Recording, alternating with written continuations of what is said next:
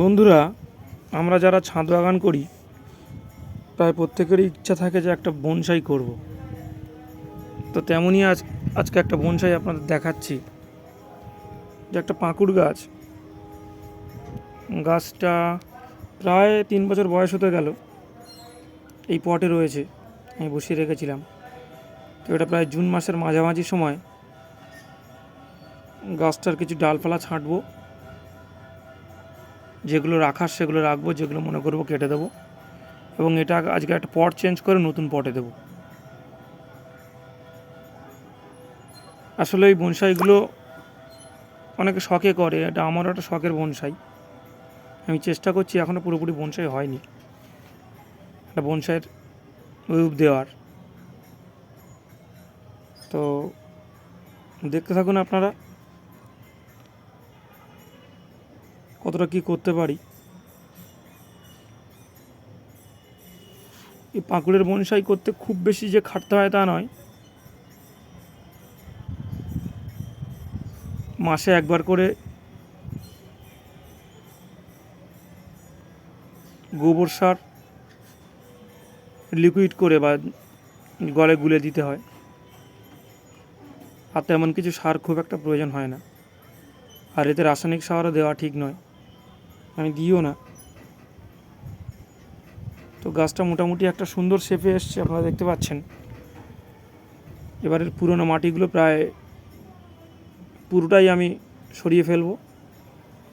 এছাড়া এর মূল শিকড়ও কিছু কাটতে হবে, কারণ প্রায় 2.5 বছর একটা পটে আছে। কেটে দিয়ে এটাকে আর একটা নতুন পটে বসাবো। আমার কাছে খুব ভালো বনসাই পট যে আছে তাও নয়, যেটা আছে আপাতত সেটাতেই বসাবো, এবং এর অপ্রয়োজনীয় শিকড়গুলো আমি কেটে দেবো।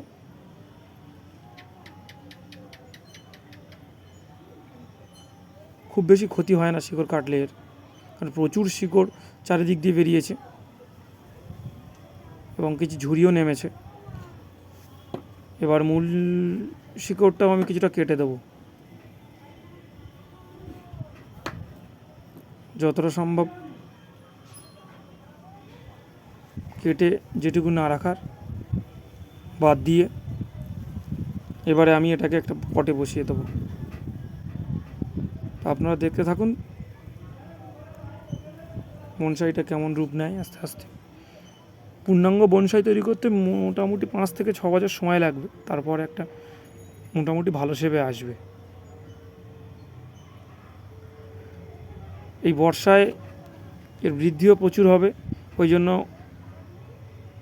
সমস্ত ডালই প্রায় ছেটেছি এবং কোনো রকম কোনো পাতা রাখিনি।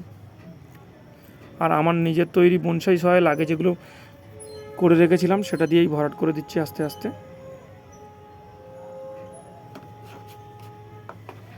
এরপরে কিছুদিন, প্রায় দিন 15 আমি এটাকে একটু ছায়াযুক্ত জায়গায় রাখবো, পুরোপুরি রৌদ্রে রাখবো না। 15 থেকে 17 বা 20 দিন, তার মধ্যেই আস্তে আস্তে কচ চলে আসলে ছোট ছোট, তখন বাইরে বের করে দেবো সানলাইটে। ধন্যবাদ, দেখতে থাকুন আমাদের চ্যানেল। আর ভালো লাগলে সাবস্ক্রাইব করে দেবেন, একটা লাইক দেবেন।